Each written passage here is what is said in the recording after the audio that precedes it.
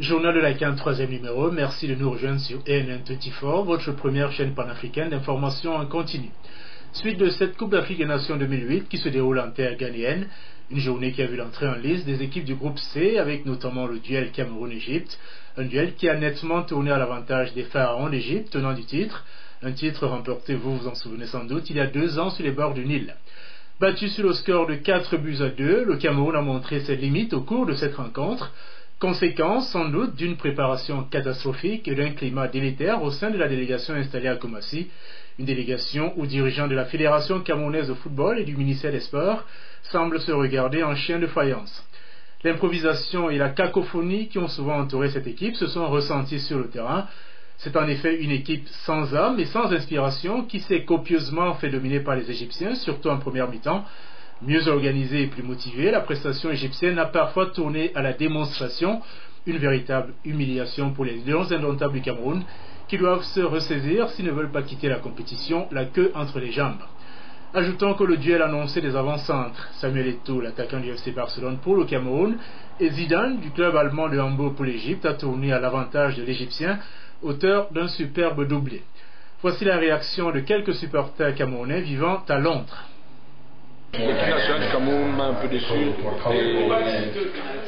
Voir l'équipe nationale du Cameroun prendre 3 buts à mi-temps, vraiment c'est une chose que je n'ai jamais vue au Cameroun. La deuxième mi-temps était très bonne.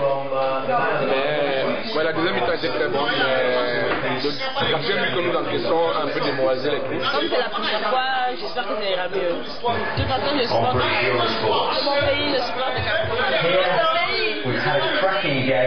C'est encore le début de la compétition. Et on verra bien, je sais que le Cameroun va remonter et que ça va bien se passer.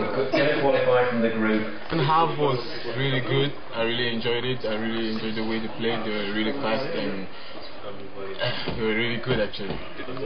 I'm disappointed because we lost.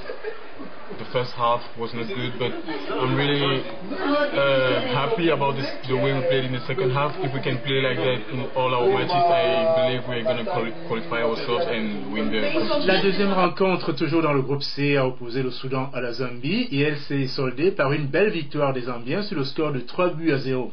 Il faudra donc compter avec ces Zambiens, considérés comme des outsiders dans ce groupe. Ils pourraient créer la surprise et réussir même le pari de se qualifier pour les quarts de finale. Le classement de ce groupe C se présente comme suit. L'Égypte est solidement installée en tête avec 3 points. La Zambie est deuxième avec 3 points également. Le Soudan et le Cameroun ferment la marche avec 0 points. Suite de la compétition aujourd'hui avec l'entrée en liste des équipes du groupe D. Au programme Tunisie, Sénégal et Afrique du Sud, Angola. Avant de nous quitter, signalons cette information glanée sur le site internet de la CAF, la Confédération africaine de football, qui, à l'occasion de cette Coupe d'Afrique des Nations, s'est permis de publier la liste complète des joueurs des 16 équipes participantes. Mais là où le bas blesse, c'est que cette liste comprend, outre les dates de naissance et les noms complets de ces joueurs, mais aussi leur numéro de passeport. Erreur d'appréciation, faute d'inattention ou incompétence. En tout cas, la question mérite d'être posée.